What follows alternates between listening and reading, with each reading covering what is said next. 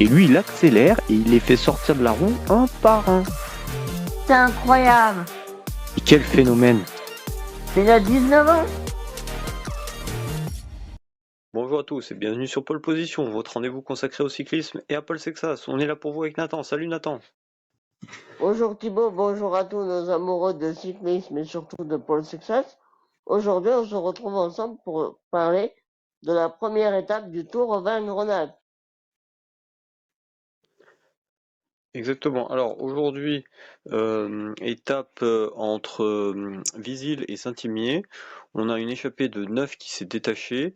Alex Baudin s'est isolé dans la dernière difficulté et s'impose. À noter dans le final, les hommes du classement général sont restés plutôt attentifs, même si sur le plat des 10 derniers kilomètres, on a eu des vagues et notamment sous l'impulsion d'Ineos, un groupe avec Léo Bizio, Vauclin, Only, Tulette qui prend 13 secondes d'avance sur les principaux favoris Del Toro, Ayuso et Sexas. Alors toi Nathan, quels sont tes sentiments après cette étape? Alors, une étape très courte, de 140 km. Donc, je m'attendais pour cette première étape assez montagneuse quand même, à une bataille pour le classement général entre Juan Ayuso, Hidalgo del Toro et bien sûr Paul Sexas. Il n'en a rien été. Et les principaux favoris sont restés assez calmes. Paul Sexas a quand même essayé de tester ses concurrents en faisant la descente, mais sinon rien à signaler, à part comme tu l'as dit, cette petite offensive légère des Ineos avec Kevin Vauclin et Oscar Onley, et la supériorité numérique de Visma Leasebike dans ce groupe-là. Mais sinon, peut-être un petit peu déçu que le classement général n'ait pas été autant décanté que ce que j'aurais pu l'imaginer. Mais par contre, j'ai été ravi de voir Alex Baudin victorieux en échappée pour cette première étape. Ok, ben je partage un peu. Moi aussi, j'ai été très content pour Baudin, côté français. On voit d'ailleurs belle densité française dans ce groupe d'arrivée, hein. Mais on en devient tellement exigeant que maintenant C'est ça. on est pour que ça soit Paul Sixas qui gagne, hein. On choisit notre français, même on en est à choisir notre français. Et moi j'ai un peu un mélange de sentiments. Le premier, c'est effectivement, moi c'est ce que je disais un peu en preview, je m'attendais un peu à ce scénario dans le sens où ben, on s'attend à un Paul Sexas qui a besoin de se canaliser aussi, donc voilà, qui mettent pas tout le monde d'accord dès le début, qui prennent pas le maillot. C'est voilà, on peut s'y attendre, mais après en tant que supporter devant ma télé, j'étais un peu frustré parce qu'on n'a pas eu un très grand spectacle. Ça s'est un peu animé dans les 10 derniers kilomètres, mais sinon pour une étape comme ça, c'est un peu dommage. Donc voilà, mes petits mélanges de sentiments personnels. Alors je te propose, on reviendra un peu plus tard sur le débrief du côté sportif. Et avant, je voulais faire un petit aparté. Alors c'était la première course en France de Paul Sexas depuis la Faune-Ardèche classique. C'est vrai, Aujourd'hui, il a changé ça de nous statut. paraît tellement loin maintenant. Ouais, c'est clair. Donc il a changé de statut. Aujourd'hui, il est prétendant au podium du Tour de France. Et j'aimerais qu'on aborde un peu l'atmosphère autour de lui. Donc toi, Nathan, hier, tu as fait un peu le tour de quelques hôtels, et notamment celui de Décathlon. Alors comment tu les as trouvés? Oui, Est-ce que tu les as trouvés chez Decathlon tendus, décontractés? Est-ce qu'ils étaient sollicités? Dis-nous tout ce que tu as pu voir. oui, tout à fait. Hier, j'ai pu me rendre, hier samedi matin, dans l'hôtel Best Western de Voiron, qui m'a ouvert ses portes. Et j'ai été avant le petit déjeuner de l'équipe Décathlon. Bon, évidemment, j'ai été totalement respectueux. J'ai attendu qu'ils finissent pour les aborder. J'ai pu prendre quelques photos avec notre mascotte sur notre profil YouTube, Paul Sexas, évidemment, l'original, Ah, et t'as réussi alors son équipe. à faire une photo de notre logo avec Paul Sexas, hein, c'est ça? Et ouais, c'est ça. L'objectif a Eh été ben, atteint. on la mettra alors sur la vidéo, pour ceux qui regardent la vidéo. Je te laisse finir. Voilà. Alors, j'ai essayé de lui poser quelques questions, mais il était assez concentré et peut-être un petit peu au réveil, hein, donc il n'était pas vraiment apte à répondre à mes questions, ce que je comprends totalement. Mais j'ai été assez surpris de le voir sans attaché de presse ou de quelqu'un pour le protéger des sollicitations. Il était tout seul avec ses coéquipiers. Une ambiance assez familiale, j'ai trouvé, dans l'équipe. Donc, et il faut noter que à l'hôtel, il n'y avait pas grand monde. J'étais tout seul à, à essayer d'avoir des photos, des autographes. Donc, je pense que ça va monter en puissance tout au long de la semaine, les sollicitations pour Paul Sexas et pour toute son équipe. Ok, ben merci Nathan pour ce, ce, ben, ce partage d'expérience. Moi de mon côté, je suis allé au départ donc aujourd'hui et il y avait beaucoup de monde devant le bus Décathlon et justement je pense que Décathlon ils ont un peu l'habitude puisqu'à l'époque là avec Romain Bardet sous AG2R c'était un peu ça aussi sur le critérium beaucoup de monde et on voit qu'ils ont mis pas mal de choses pour que ça se passe bien. Il y a beaucoup d'intervenants qui sont là pour euh, tenir la foule à distance. Lui, il y avait son attaché de presse qui l'amène, qui le guide dès la sortie du bus, qui le récupère au moment des interviews télé à la sortie du podium. Donc honnêtement, il n'a pas beaucoup de sollicitations au moment de garer le bus, surtout qu'on sait que sur le Dauphiné, il y a plus de sollicitations paradoxalement que sur le Tour de France vis-à-vis du public, parce que dans le Dauphiné, il ne barricade pas tout, donc tous les aspects, les voies de circulation entre les bus, le podium, etc. sont libres d'accès. Donc il peut y avoir plus de sollicitations et donc là Decathlon a bien géré, moi je trouve. Donc on ne pourra pas reprocher ça à son équipe. Ils font les choses correctement si malheureusement ça devait mal se passer sur le Tour de France. Je te propose en tout cas qu'on vienne maintenant sur l'aspect sportif, donc sur cette étape, Oui, toi. Donc on en a un peu parlé, donc Baudin qui prend le maillot.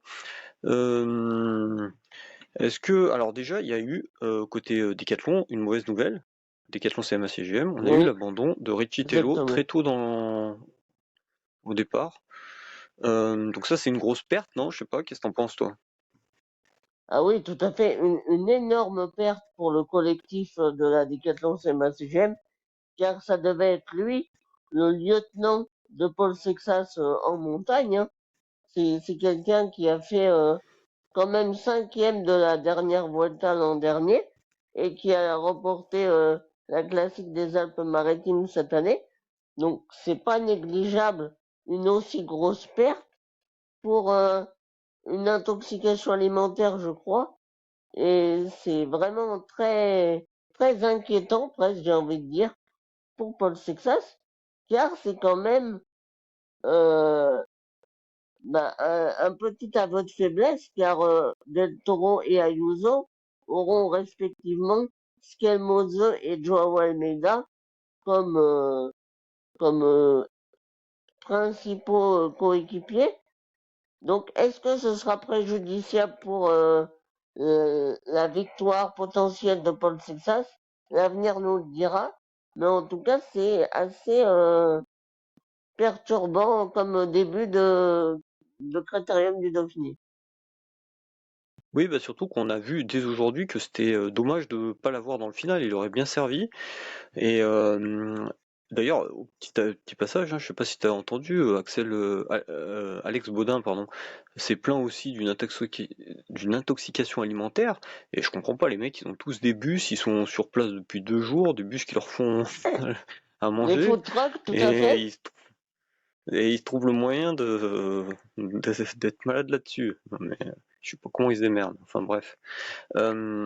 Et ouais, là sur le final, ça l'a manqué. Après, je mets un petit bémol, je pense, sur le contre-la-montre par équipe. C'était presque celui qui allait apporter le moins. Nous, on l'a dit, on a vu qu'il a moins travaillé avec les autres pendant toute la préparation en Sierra Nevada. Donc, il est arrivé un peu plus tard. Voilà, moins gros rouleur que les Bissegger ou le, qui aurait été très préjudiciable. Par contre, ouais, sur une étape comme aujourd'hui, on voit directement qu'il est en difficulté. Et moi, ça me fait poser la question aussi de son équipe. On voit que son équipe, finalement, elle est fragile. On est presque de l'équipe du Tour de France. Et il te manque un élément comme ça. Et sur la fin, c'était compliqué. Et ouais, c'est là que tu vois que si un jour tu dois aborder le Tour de France en tant que favori, peut-être dès l'année prochaine, on espère, il te manque du personnel. Et notamment en très haute montagne. Là, tu dois pas être tout seul comme ça. Voilà, je sais pas si t'as la même lecture, toi. Bah oui, tout à fait. C'est un peu ce qu'on avait pu constater sur le Tour du Pays Basque, hein. C'est que Paul Sexas faisait la course tout seul, mais son équipe avait du mal à contrôler derrière, notamment les attaques de Florian Lipovic. Donc là, on se demande qu'est-ce que ça va pouvoir donner sur le Tour de France. Après, sur le Tour de France, j'ai envie de dire, Paul Sexas, il sera quand même en position d'attente. Ce sera à UAE et à Visma d'endosser la responsabilité de la course. Donc le boulot de ces équipiers, ce sera surtout de le placer, d'aller chercher des bidons, lui donner le plus de confiance possible.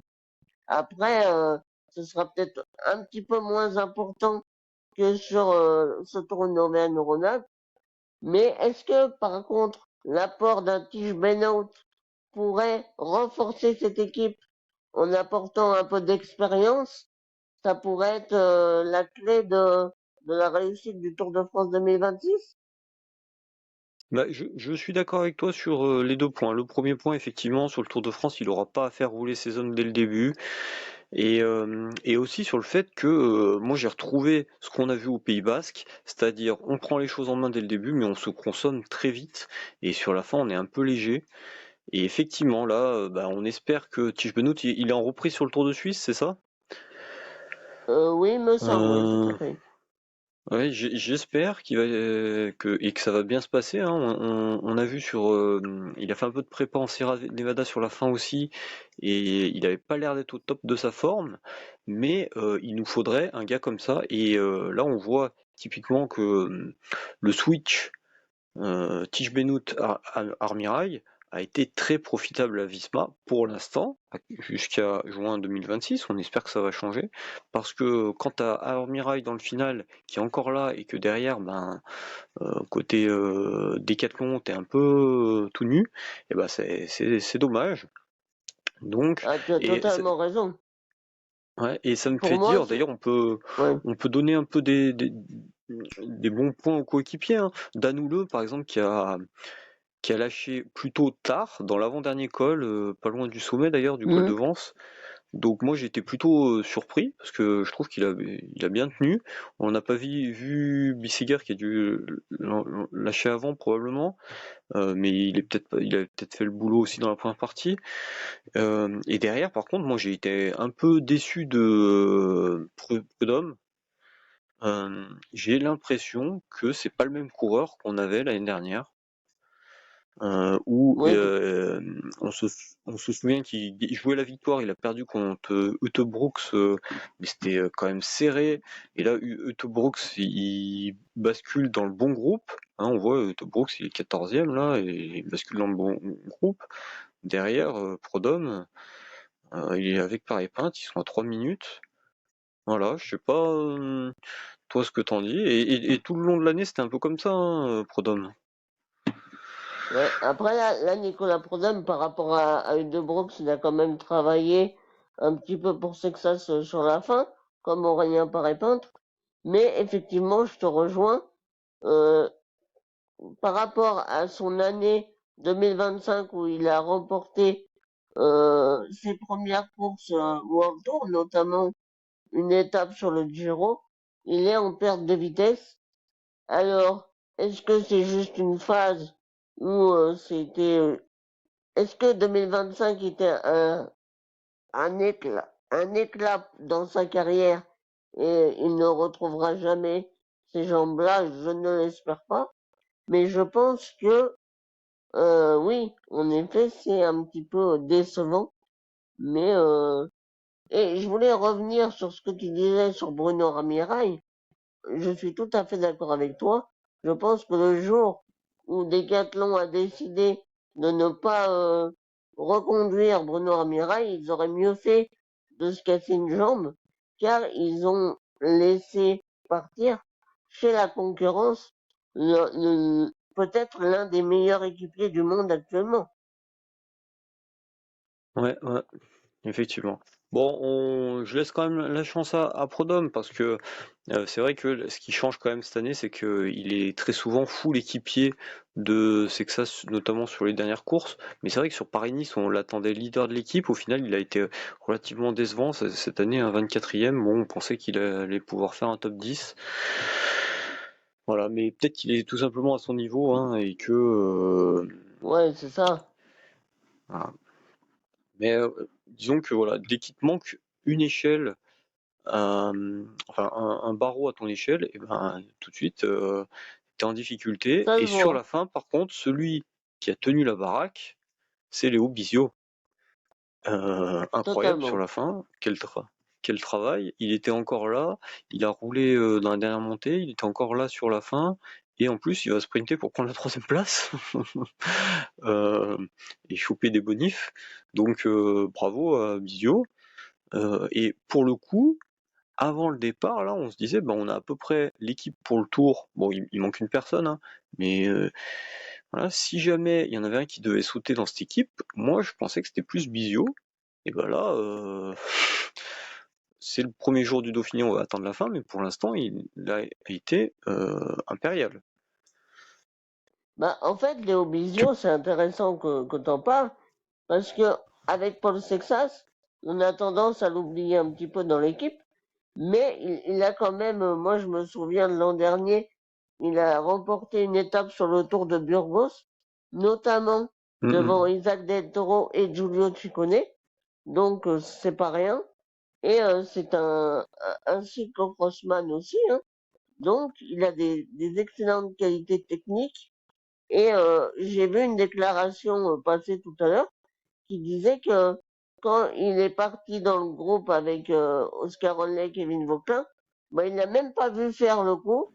Il s'est laissé porter et bah, bien ne lui en a pris car ça a permis de protéger un petit peu les arrières de Paul Sexas. Ouais, ouais, ouais. Bah alors, tu veux qu'on parle là de ce final là, justement? Ouais, vas-y. Euh, Toi, t'écoutais, tu regardais où sur Eurosport ou sur France TV? Sur Eurosport.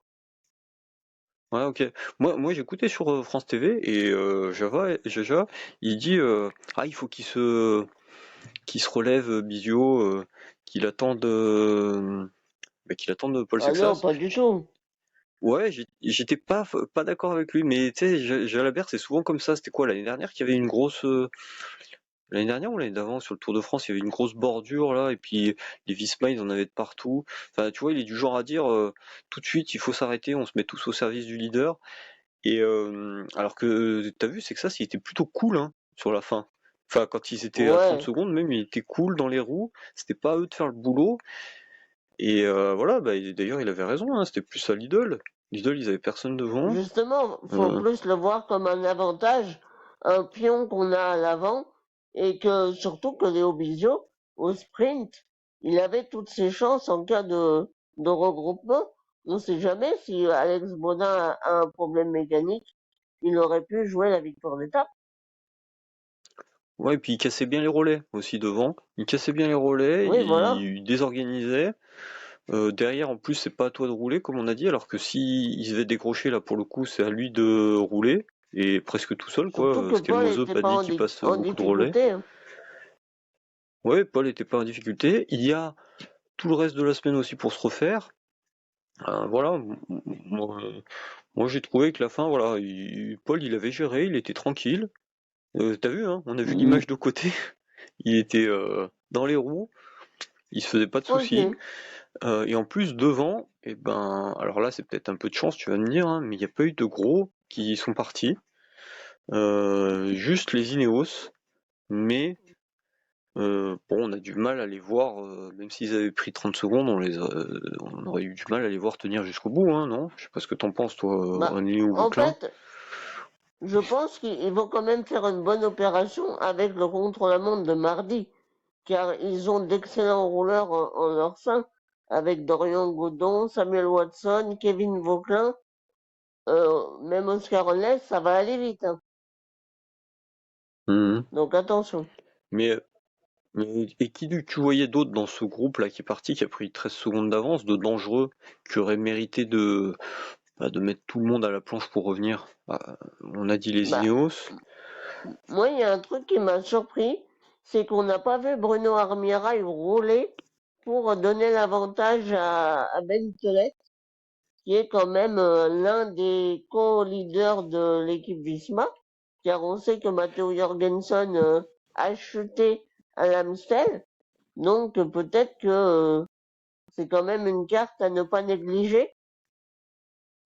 Ouais, bah, du coup, moi je prends ça pour un aveu un peu de faiblesse de Tulette et plus euh, ils actent que c'est Jorgensen le vrai leader, du coup il roule pas devant. Voilà. Ouais, un petit peu petit bras, je trouve. Et UAE aussi d'ailleurs, ils avaient Vermerck devant. Et sinon, et ben voilà, ils ont pas, c'était Del Toro, hein, et c'était tous ceux qu'ils avaient derrière, donc ils pouvaient pas trop rouler. Alors est-ce que c'était une bonne pioche pour toi, Vermark, devant, compte tenu Mm. d'une dizaine de coureurs là qui étaient devant? C'était une bonne Bah, carte ou disons pas? qu'ils n'avaient pas vraiment le choix dans l'effectif à envoyer à l'avant.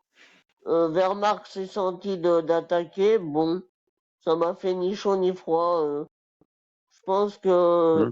je pense que En Paul fait, la question Sixas que et je veux te Juan poser, Ayuso n'ont pas été inquiétés. la question que je veux te poser, c'est là, on est avant le Dauphiné. Avant le Dauphiné, le favori c'est Paul Sexas. Derrière, t'as Ayuso et Del Toro qui sont là. En gros, mettons que là, les 10 ils soient partis. Bon, on a Ineos qui fait un gros coup puisqu'ils mettent leurs deux leaders. Mais est-ce que devant, c'est mieux pour Decathlon, UAE, on peut mettre Visma aussi, hein, qui ont Jürgensen, Visma donc, et Lidl non, puisque Lidl ils avaient personne, donc c'était forcément à eux de rouler. Mais tu vois, est-ce que dans le rapport UAE Decathlon, est-ce que c'était la bonne carte eux, ou est-ce que ils étaient un peu dans la même situation que Paul Sexas, et du coup, il fallait mieux que ça revienne de derrière dans l'absolu, quoi. Enfin, Ah bah ah oui, d'accord, je n'avais pas très bien compris ta question et je te réponds en disant que Léo Bisio est bien plus fort pour moi que Kevin Vermaak. Kevin Vermaak, c'est un très bon coureur en provenance de chez Picnic Postenel, mais il n'a pas des références extraordinaires non plus. Pour moi, c'est un très bon coéquipier, mais ce n'est pas du tout un co-leader chez UAE pour Isaac Del Toro. ok, ouais, tant mieux, parce que moi, j'ai repensé autour de l'avenir aussi, tu sais, où ils avaient laissé partir une échappée, avec notamment Maxime Delcombe, qui avait pris pas mal d'avance, et t'avais Sexas qui était tranquille, il était sûr de sa force, et puis d'un côté, le meilleur qui est de l'échappée sur ce tour de l'avenir, c'était le français. Donc, il prenait pas trop de risques à le faire partir. Et là, bon, dans le sens où il s'est pas affolé, on avait un peu de ça, quoi. J'ai repensé à ça. Donc, il pensait que Mm. Léo pouvait être une bonne carte. Et d'un côté, euh, c'est que ça, il est prêt. En tout cas, si c'est pas à lui de rouler, à pas rouler pour rien, hein. Voilà, comme je dis, il a montré autour de l'avenir, il le remonte là, même si, bon, voilà, il y a Ineos qui sont quand même, qui ont plus de références à ce niveau de compétition. Je voulais aussi te demander, oui, alors par contre, on a vu une petite séquence où ça a accéléré là dans le groupe arrière, avec les Lidl, Skelmose qui a mis une accélération, et Ayuso une grosse accélération, Sexas a pris le relais derrière, et après il demande le relais, Sexas, et il n'y a plus personne. Qu'est-ce que t'en as Ouais. pensé toi de cette séquence? C'est intéressant à noter que les leaders ne se sont pas attaqués lors des grandes ascensions, mais que la Lidl Trek a profité d'un petit faux plat pour tester Paul Sixas avec une accélération plutôt intense que Juan Ayuso a faite. Ça me rassure un peu sur sa condition, car depuis le Pays Basque, on avait beaucoup d'incertitudes sur sa condition. Donc ça nous augure un très beau spectacle. Pour en revenir à Paul Success, lui il a répondu. Finalement, il attendait que ça, qu'une attaque, pour contrer et même essayer de partir avec Jorgensen et Ayuso.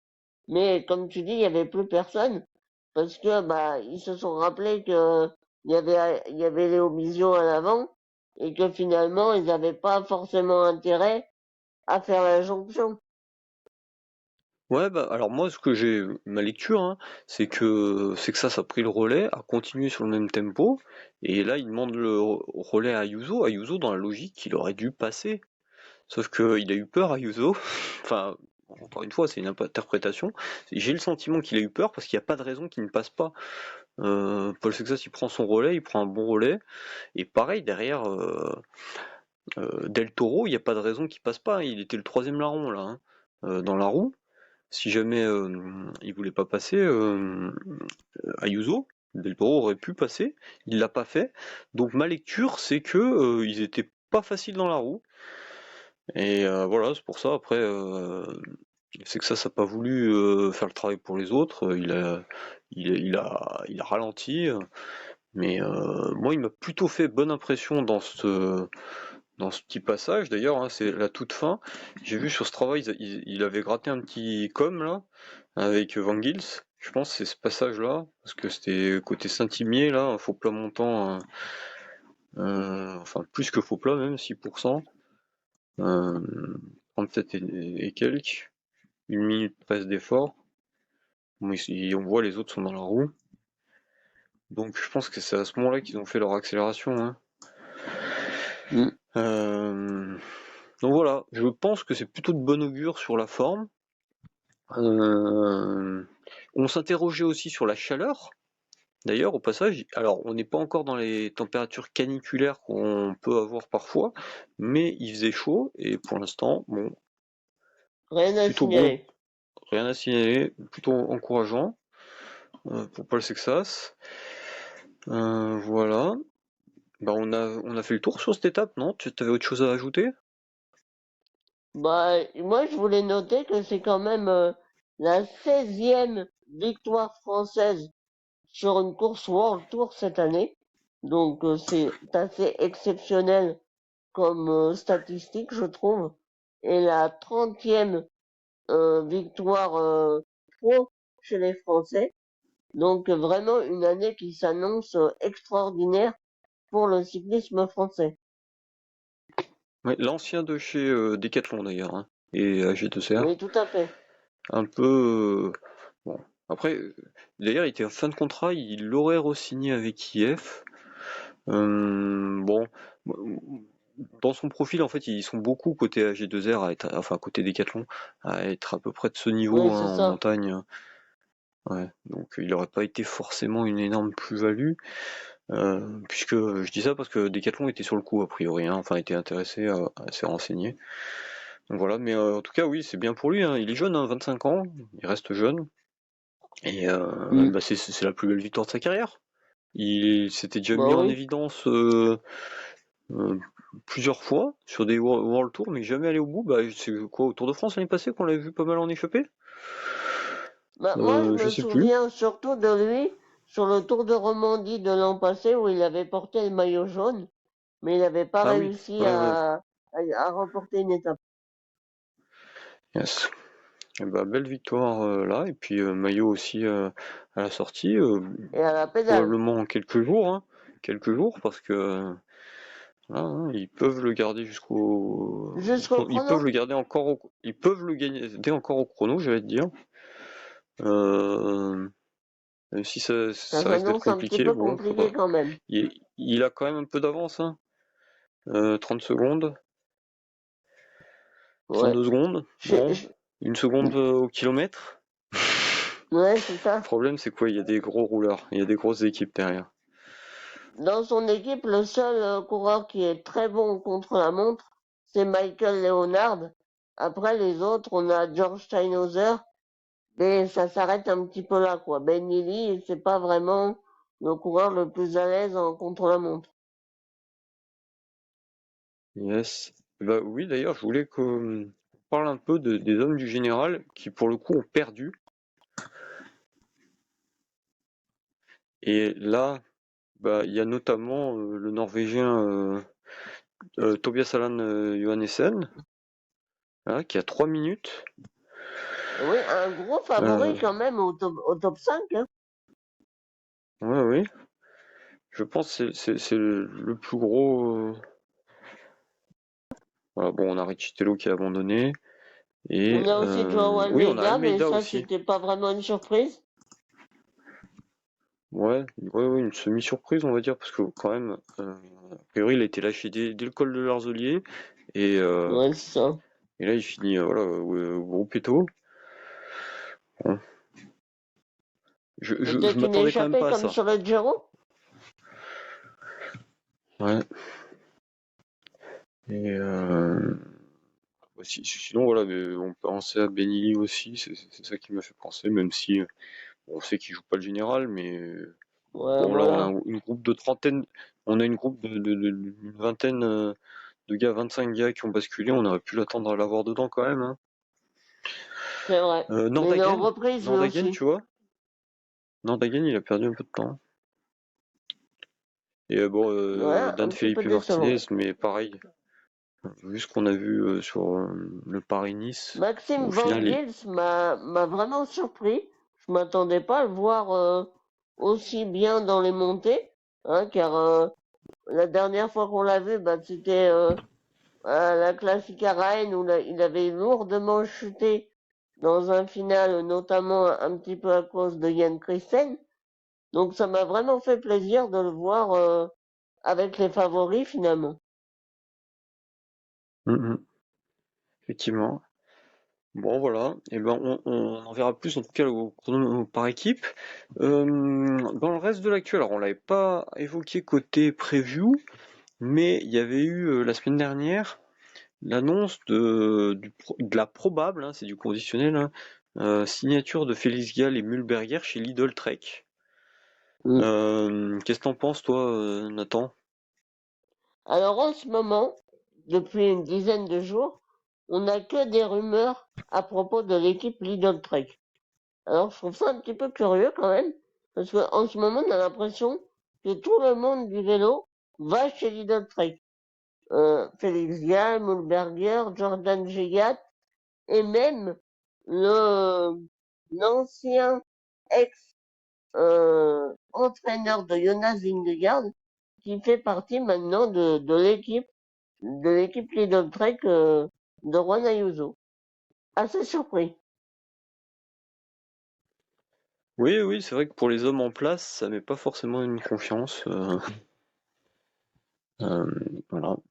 Et après, bah, c'est un peu dommage quand même côté Decathlon parce que Félix Gall, c'est le gars que tu pouvais mettre sur le Giro Volta, typiquement. Et comme Ben, ça te même faisait un en bon leader coéquipier de pour viser luxe un. Ouais, pour mais cette je pense place. qu'il veut pas être coéquipier pour l'instant. Mais en tout cas, oui, à terme, ça aurait pu être une bonne solution. Lui, je pense qu'il a des velléités d'être leader, hein, surtout que là, il doit plus se sentir passer avec sa deuxième place sur le Giro. Un peu en trompe-l'œil, hein, puisque le plateau Oui, c'est ça. était quand même relativement faible. Mais c'est dommage, oui, parce que tu aurais pu le mettre Giro Volta, ça te faisait un leader, une bonne équipe quand même à emmener avec des jeunes. Mais voilà, bon, en tout cas, faudra trouver du monde hein, On leur fait confiance. côté Décathlon. Alors il y a beaucoup de jeunes côté Décathlon. Ouais, Peut-être on a les de quoi faire. Sparfell, les Lot l'année prochaine. Noah Voilà, Isidore. voilà, Noël Isidore. Ils auront peut-être franchi encore un step. Donc voilà. Mais bon, Decathlon, il y a un gros budget. Comme on l'a dit, si on veut entourer Sexas, faut faut mettre le paquet. Faut pas avoir peur, voilà. Voilà. Bon, bah très bien, merci Nathan, on se Ben, merci retrouve à toi, prochainement. merci à vous. Et n'oubliez pas à vous abonner pour suivre le reste du Dauphiné, enfin ex-Dauphiné Tour Auvergne-Rhône-Alpes avec nous et surtout avec Paul Sexas. Et allez Paul, on est dans ta roue. On est dans ta roue.